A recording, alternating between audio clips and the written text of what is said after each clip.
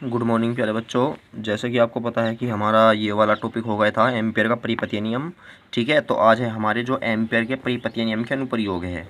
यानी कि जैसे कि हमारे बायो-सेवर्ट के नियम के अनुप्रयोग थे, उसमें क्या था, बायो-सेवर्ट के नियम का प्रयोग हुआ था। उसी प्रकार हमारा जो एक क्वेश्चन है ऐसे बनता है कि एम्पेयर के परिपतीय नियम का प्रयोग करके लंबे सीधे धारावाही चालक तार के कारण उत्पन्न चुंबकीय क्षेत्र की तीव्रता का व्यंजक प्राप्त कीजिए।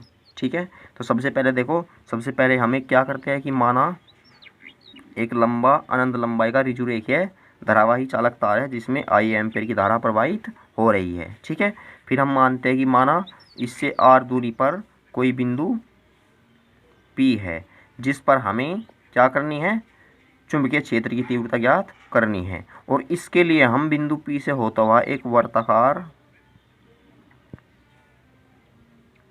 ठीक है, एक धारावाही कुंडली की कल्पना करते हैं। ठीक है, ये हमने कल्पना करनी। ठीक है, तथा अब सबसे पहली बात, जब हम इसके बाद यानी इस तार के कारण जब हम इस बिंदु P पर क्या निकालते हैं, चुंबकीय क्षेत्र की तीव्रता निकालते हैं, तो यहाँ पर जो चुंबकीय क्षेत्र की दिशा होगी वो इसकी क्या होगी, स्पर्श रेखीय होगी यहाँ पर। ठीक है, ये होगी हमारी। तो सबसे पहले देखो हम क्या करते हैं, यानी कि जो हमारा यहाँ पे अल्पांश होगा, ठीक है, उसकी क्या होगी, समांतरी होगी। तो सबसे पहले देखो लंबे सीधे वाही धारक चालक तार के कारण सबसे पहले हम जो मैंने बोला ये लिखते हैं, जो हमें चित्र में दिख रहा है। क्या लिखते हैं कि माना अनंत लंबाई का एक ऋजुरेखीय धारावाही चालक तार है। ठीक है पहले बच्चों, ये हो गया हमारा, जिससे आर दूरी पर कोई बिंदु P है और हमें क्या करना है, जिस पर हमें चुंबकीय क्षेत्र की तीव्रता ज्ञात करते हैं। तो इसके लिए हम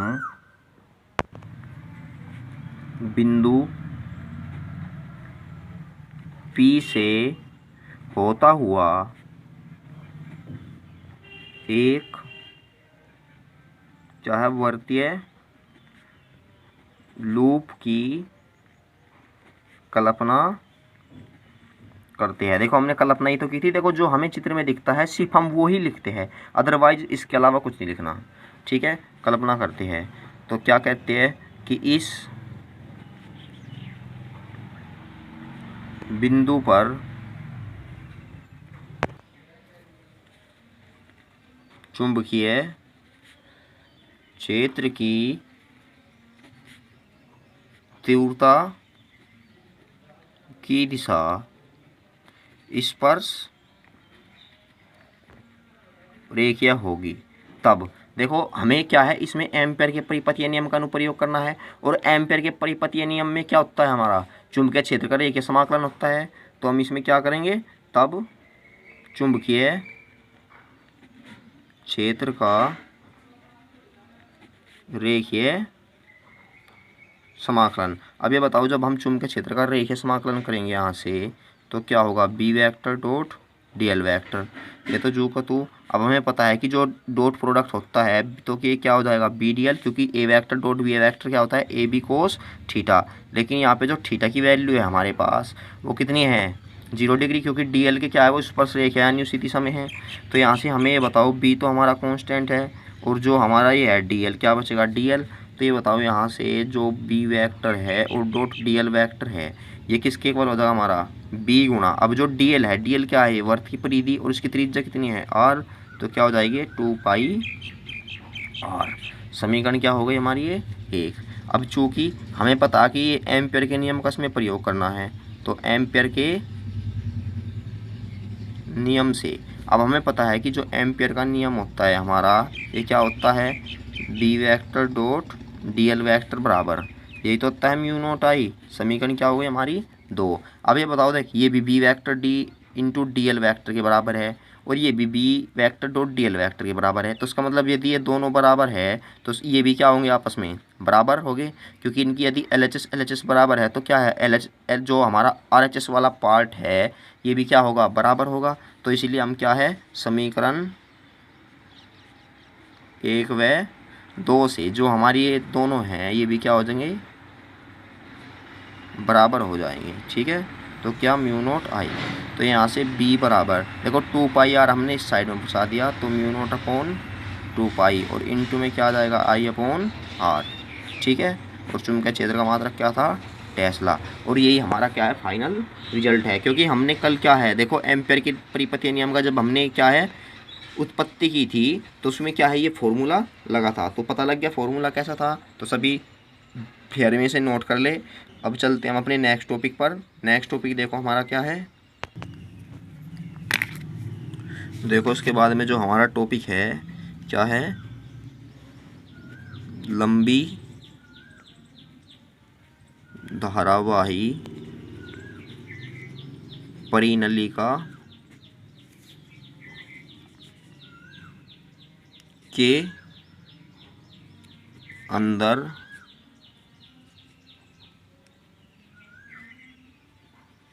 चुंबकीय क्षेत्र। ठीक है,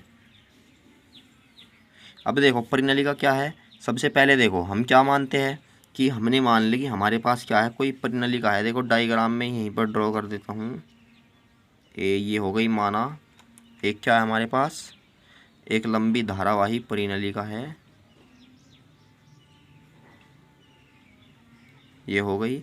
ठीक है, और जिसमें फेरों की संख्या कितनी है, n है, ये हो गई हमारी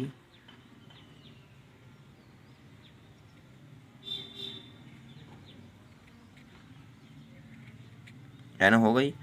अब क्या है, इसके अंदर हमें चुंबकीय क्षेत्र ज्ञात करना है। और चुंबकीय क्षेत्र देखो ज्ञात करने के लिए हम क्या है, कुंडली से होते हुए एक आयताकार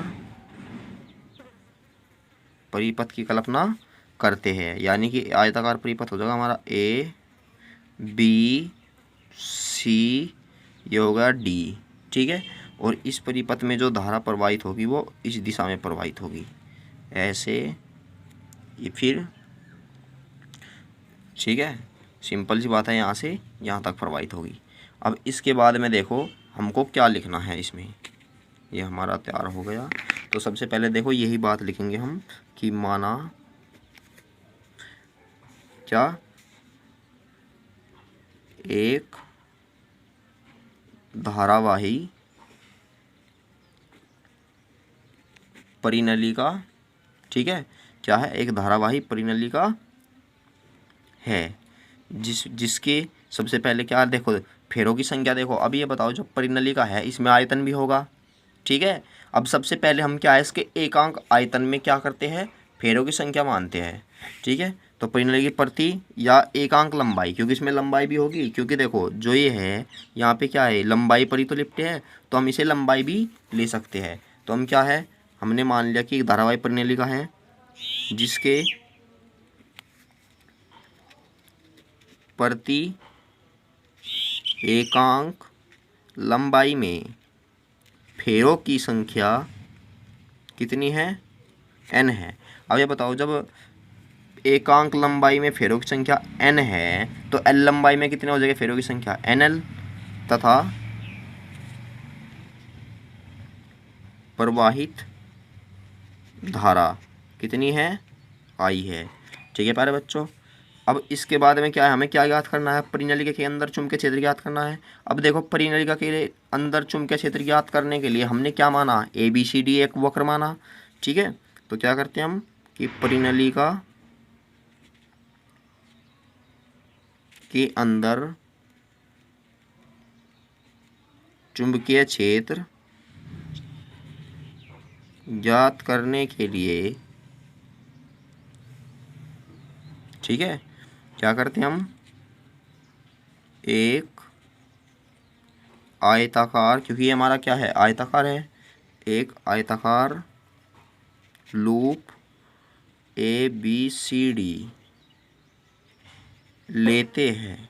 ठीक है, अब हमने मान लिया, माना इस लूप की, ठीक है, यानी कि इस लूप की भुजा की लंबाई कितनी है, L है, तब इस लंबाई में फेरों की संख्या। अभी बताओ, हमें पता है कि एक अंग लंबाई में फेरों की संख्या तो है n, तो L लंबाई में जो फेरों की संख्या कितनी हो जाएगी, NL हो जाएगी। सिंपल सी बात है, तो NL होगी। तो क्या है, तब बंद परिपथ ABCD में प्रवाहित कुल धारा। अब हमें पता है कि जो कुल धारा होगी क्या होगी, आई नेट। तो आई नेट कितनी हो जाएगी हमारी, NL गुणा I, क्योंकि कुल जो हमारी कुंडली है उसकी लंबाई कितनी है, L की, ठीक है, और हमारे कुल फेरों की संख्या कितनी है, NL। तो NL फेरों में जो प्रवाहित धारा होगी, क्योंकि एक अंक फेरे में तो है हमारी कितनी, I, ठीक है, एक अंक लंबाई का जो फेरे है उसमें तो I है, तो NL फेरों में कितनी हो जाएगी, इतनी हो जाएगी हमारी। I की क्या कर देते हैं हम उसमें मल्टीप्लाई, ठीक है। अब हमें पता है कि, देखो मैं एक डायग्राम और ड्रा कर देता हूँ। क्या करना है आपको, ऐसे बना लेना है एक डायग्राम, ठीक है। ये हो गया हमारा, इससे क्या है आपको ये और आसानी होगी। एक ये हो गया हमारा, ठीक है, ये ABCD ये बना देता हूँ। इसमें धारा प्रवाहित हो रही है I, इसकी लंबाई है कितनी, L, ठीक है प्यारे बच्चों, इतनी हो गई। अब इसके बाद देखो, सबसे पहले क्या करते हैं हम, अब हमें पता है कि ये क्या है, एम्पेयर के परिपतीय नियम का अनुप्रयोग है। तो इसलिए क्या है, हम जो हमारा आयताकार पथ होता है इसके लिए हम क्या लगाते हैं, एम्पेयर के परिपतीय नियम का प्रयोग करते हैं, ठीक है। तो तब आयताकार पथ के लिए चुंबकीय क्षेत्र का रेखीय समाकलन। देखो जो हमारा आयताकार पथ है, एक तो ए से बी है, एक बी से सी और सी से डी। इनके लिए हम सबसे पहले क्या करते हैं, चुंबकीय क्षेत्र का रेखीय समाकलन याद करते हैं। अब हमें पता है कि कुल तो हमारा कितना होगा, B vector dot DL vector. अब हमें पता है कि सबसे पहले जो हमारा चुंबकीय क्षेत्र का रेखीय समाकलन, एक तो ए से बी की ओर चलेगा, क्योंकि ए से बी की ओर, ठीक है। तो ये कितना होगा, B vector dot DL vector plus, फिर एक बी से सी की ओर, बी से सी की ओर कितना होगा, B vector dot DL vector, फिर सी से डी की ओर, सी से डी की ओर ये क्या होगा हमारा, B vector dot DL vector, फिर प्लस के डी से ए की ओर, तो डी से ए की ओर ये क्या होगा, B vector dot DL vector, ठीक है। हमने मान ली समीकरण फर्स्ट मान ली, ठीक है। अब देखो यहाँ से समीकरण फर्स्ट में क्या करना है, बहुत ही सिंपल ही है भी। अब देखो ये बताओ कि जो हमारा ये है ए और बी, ठीक है, ये क्या हमारा इसी दिशा में है, यानी चुंबकीय क्षेत्र की दिशा में है। तो इसलिए जो हमारा ये है ए से बी, चूँकि में लिख लेना है ए से B, B vector dot DL vector, ठीक है। अब हमें पता है कि जो ये ए से बी है ये हमारा चुंबकीय क्षेत्र की दिशा में, यानी कि जो लंबाई है, लंबाई में ही क्या है हमारा चुंबकीय क्षेत्र की दिशा होगी, और यहाँ पे क्या है, धारा भी। अब पहली बात तो है जो B vector dot DL vector है, क्योंकि ये हमारा क्या है, इसके अंदर ही है, तार के अंदर, ठीक है। क्योंकि जब हमने इसमें धारा प्रवाहित की तो उसके चारों ओर क्या है, चुंबकीय क्षेत्र उत्पन्न हो जाता है, सभी को पता है, ये तो मैंने बताया था। तो B vector dot DL vector होगा, ये क्या हो जाएगा, बी डीएल कोस जीरो, ठीक है। अब हमें पता है कि b तो हमारा कांस्टेंट है और कोस जीरो की वैल्यू हमारी होती है 1, और जब हम dl का समाकलन करेंगे तो हमें क्या मिलेगा, b इंटू एल, क्योंकि हमारी क्या है, कुंडली आयताकार है और इसकी जो लंबाई है पूरी l है, तो हम अल्पांश के कारण dl है, तो dl का जब हम समाकलन कर देते हैं तो डायरेक्ट क्या मिलेगा, bl, ठीक है। मैंने समाकलन आपको बता रखा है, ये सिंपल वाला कैसे होता है। अब इसी प्रकार हम क्या लेते हैं, एक तो हमारा a से b तो हो गया, अब हम लेते हैं b से c। अब b से c हमारा है कितना, b vector dot DL vector. इसी प्रकार हम ये किसके बराबर होगा पहले बताता हूँ, लिख देता हूँ, ठीक है। d से a b vector dot DL vector. प्यारे बच्चों देखो हमारी जो चुंबकीय क्षेत्र की दिशा हो तो ये होगी, लेकिन ये कुंडली की जो हमारी लंबाई है ये इसके लंबवत होगी, और लंबवत होने के कारण यहाँ पे जो थीटा की वैल्यू बनेगी वो क्या बन जाएगी हमारी 90 डिग्री। अब ये बताओ, जब हम B vector dot D L vector है, ठीक है, इसका डॉट प्रोडक्ट लगाते हैं तो B D L cos theta, और जो B D L cos theta है इसमें कोस थीटा की जगह हम क्या रखेंगे कोस 90, और कोस 90 की वैल्यू 0 होती है, तो दोनों मैटर क्या हो जाएगा हमारे 0, यानी दोनों जो मान हैं ये क्या हो जाएंगे 0। अब इसके बाद में क्या है डी से या कितना है सी से डी, ठीक है, कितना है सी से डी, और ये भी क्या है B vector dot D L vector. देखो ये हो गए हमारे दोनों पार्ट, और इब्जा क्या है सी से डी। अब हमें पता है कि जो तार है, तार के बाहर जितना भी हमारा क्षेत्र होता है उसमें जो चुंबकीय क्षेत्र की तीव्रता होती है वो क्या होती है 0 है, ठीक है, तो इसलिए ये भी क्या हो जाएगा 0 है। यहाँ पे लिख लेना चूंकि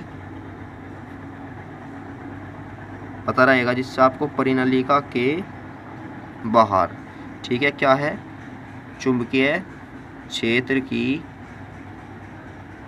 तीव्रता 0 है, ठीक है। और यहाँ से तुम ये भी लिख लेना ये 0 क्यों हुआ है चूंकि, ठीक है, इसे लिख देता हूँ क्या है कि जो बी वेक्टर की दिशा है, बी वेक्टर की दिशा वो बी सी तथा डी ए के लंबवत है, ठीक है प्यारे बच्चों। इसलिए क्या है लंबवत होने के कारण हमने थीटा की वैल्यू ली 90, और जब हम यहाँ पे 90 रखेंगे तो सारा क्या हो जाएगा 0। अब क्या करते हैं हम समीकरण 1 से। अब ये बताओ जो समीकरण 1 है हमारी क्या है B vector dot D L vector बराबर, ये बताओ इसकी वैल्यू कितनी है हमारे पास बी एल आई, और सब की वैल्यू कितनी आई और हमारे पास 0 + 0 + 0, ठीक है। तो यहाँ से जो हमें B vector dot D L vector मिल गया, कितना मिल गया हमें बी इंटू एल, समीकरण क्या हो गई 2 मान ली। अब हमें पता है कि एम्पियर के परिपतीय नियम से, तो एम्पियर का जो परिपतीय नियम है हमारा क्या था वो B vector dot D L vector बराबर म्यू नॉट आई नेट, ठीक है। लेकिन हमें पता है कि हमारे पास जो बी वेक्टर है ये लगा लेना प्यारे बच्चों इन पर सभी पे, इसका मतलब है कि बंद परिपथ के अनुदिश, ठीक है। यहाँ पर भी ये कर लगा लेना। तो क्या है B vector dot D L vector, तो ये क्या है म्यू नॉट आई नेट कितनी है हमारे पास एन एल आई, समीकरण क्या हो गई 3। अब हमें पता है कि ये B vector dot D L vector के बराबर है, ये भी B vector dot D L vector के बराबर है। तो जब हम समीकरण 1 व 2 से, तो ये भी क्या हो गया हमारी, देखो ये किसके बराबर होगा इसके, क्योंकि जब दो राशियाँ LHS बराबर होती है तो जो RHS है हमारी ये भी क्या होती है आपस में बराबर होती है। तो आई होप प्यारे बच्चों सभी समझ गए होंगे कि इतना भी कहना ये हार्ड नहीं था, ठीक है। तो यहाँ से L से L कैंसिल, तो जो B की वैल्यू मिल गई हमें म्यू नॉट एन आई। तो आई होप सभी की समझ में आ गया होगा, ठीक है। अब देखो जो हमारा क्या है नेक्स्ट टॉपिक हम नेक्स्ट क्लास में करेंगे, क्योंकि क्लास ज़्यादा लंबी हो जाएगी। तो मिलते हैं हम अपनी नेक्स्ट वीडियो में। अब जितना आपको वर्क कराया है ये फिर में अच्छी तरह से नोट कर लें।